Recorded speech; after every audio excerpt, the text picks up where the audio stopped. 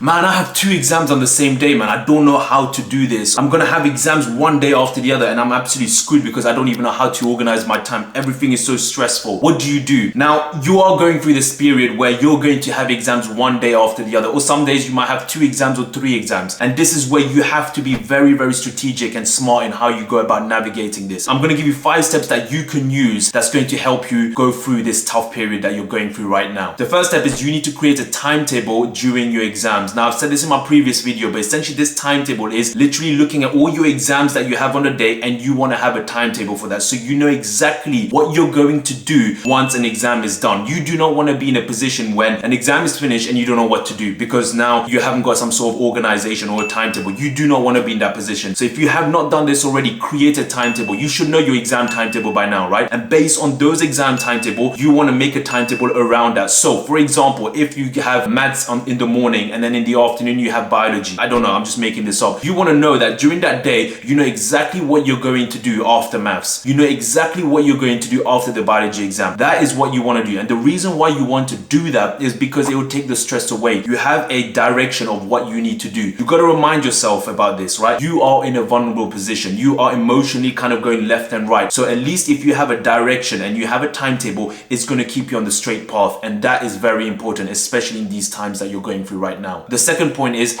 don't dwell on what has happened. If an exam has gone bad, it's gone bad. There's nothing you can do about it because going back in the past, you can't change anything, right? Everything is done, it's written. But what you can do now is literally just focus on the task at hand and your next exam. That's the best way that you can use your time productively. Going back in the past and thinking, oh, I wish I did this, or I missed 7 mark questions, or damn, I messed up, I did a silly mistake. It's not going to do you any good. And in fact, it's going to mess up your future exams because now that revision time that you could have put, you're focusing on what is finished and what has been done. Third step is find a place where you can focus. If you have an exam in the morning and you have an exam in the afternoon, once you finish your morning exam, you want to then go to a place where you can focus. Now, if it's in a school, you want to try and find a place where you can just completely concentrate and focus and not have any distractions. If it's at home, I guess you can go in your room. You want to be in a position where you can then focus on the next exam on that day because time is critical, right? You're not going to have that much time. So you want to make sure that you're completely zoned in, literally monk mode. You shouldn't be talking to your friends because you know you have an exam in 2-3 hours on that same day. So you want to make sure that you're completely focused and you have your notes and your revision notes and quickly going over through what's about to come for the next exam. It's not really studying inside out. It's more of just going through your notes just to kind of recuperate and get your mind back in the position where it needs to tackle the next exam. The fourth step is write down your worries on a piece of paper and your stress. So what do I mean by this? Once you finish the morning exam, for example, or even the afternoon exam, spend 10 to 15 minutes. If you can't do 15 minutes, just spend 10 minutes. So even if 10 minutes is difficult, just spend 5 minutes, right? But what you want to do in that 5 minutes or 10 minutes is you literally write down what you're thinking, whether that's your worries, your stress, anything that you're feeling, just write it down. The reason why I'm saying that you should do this is because it's going to help you deload what's on here and you're going to translate that and transfer that onto a piece of paper. It's going to make you feel lighter. I've said this before in my videos, but it works. When your mind is full of negative emotions, especially when an exam did not go well, you're holding a lot in here, okay? It's very heavy, and the best way to kind of deload that is to write things down. It might sound silly, but trust me, it works because this is what I do for me to help myself as well. So when you're going through those periods where you're feeling negative or all these kind of emotions, especially after an exam, just spend 10-15 minutes, just write down what you're feeling, write down why you're feeling like this, and then that just completely, okay, you've transferred that onto this, and now you can then start focusing for your next exam that's going to come in 1 or 2 hours. If you have an exam the next day and both exams that you just did not go well, once you come back home, write down what went wrong, write down how you feel, write down those negative emotions, write down what it makes you feel like, because again, this is going to help you just completely declutter your mind so you can then focus on next day's exam. This is very, very important because a lot of people just hold so much negativity about what just happened in their mind and then they can't move on or they can't really release it and then not focus on the other exams that's about to happen. When those things happen, especially if you have 2 exams on the day that did not go well, or even if it did go well, spending 10-15 minutes just writing things down on how it went and what the feelings that you're feeling, you are feeling, not anyone else, is going to help you kind of improve your self-awareness, improve your capacity to just say, okay, it is done and now I'm going to focus on tomorrow's exam. The 5th step is value your time. You have to understand that during the morning period and the afternoon period, your time is very limited. You shouldn't be doing activities or things that's going to bring no practical value. And it goes the same way for if you have an exam the next day. Once you finish an exam, you don't want to be doing things that's going to bring you no value to the exams that you're about to do. So for example, if you're going to be washing dishes or doing something that's house chores, those things you can talk with with your parents and say, listen, I can't do this right now because I need to focus for my next day exam. That is very important. Your timing right now is very finite, which means that the time that you have left, you want to make sure you maximize that to your full potential and make sure that you get as much as you can. Going out and talking to your friends, you don't need that right now because you have exams piling up one after the other. You want to make sure that you are completely focused and not having to deal with other people's emotions, doubts, and negativity. I'm not saying your friends are negative. I'm not saying your friends are going to put doubt, but essentially what you want to do is you want to be in a mental state where it's just you. Your focus is just solely on you and the exams. That's really where you should be, and that's really where you should want to be. Because if you have exams one day after the other, you don't have time to be talking to your friends, man. You don't have time to be chilling. You don't have time to be, hey, let's go out. Let's just go and take a break or whatever it is. You want to make sure that you do as much as you can and then take a break for yourself. It shouldn't be with other people. And the reason why I say it shouldn't be with other people is you don't want to have any distractions. You don't want to have any sort of conversations that could come up that will kind of put you completely off path, because a conversation that you had with your friend took you a bit off course just because of the words or sentences that person used. Words are very powerful, and this is why I always say that you want to be in your own mindset. You need to focus and you keep at that. You don't need to hate all these other things coming at you, because that could just kind of put you a bit off path that you don't need. Concentration is key. Hopefully these 5 steps were useful for you and you can use this and implement it in your own life that you're going through right now. Everything starts from zero.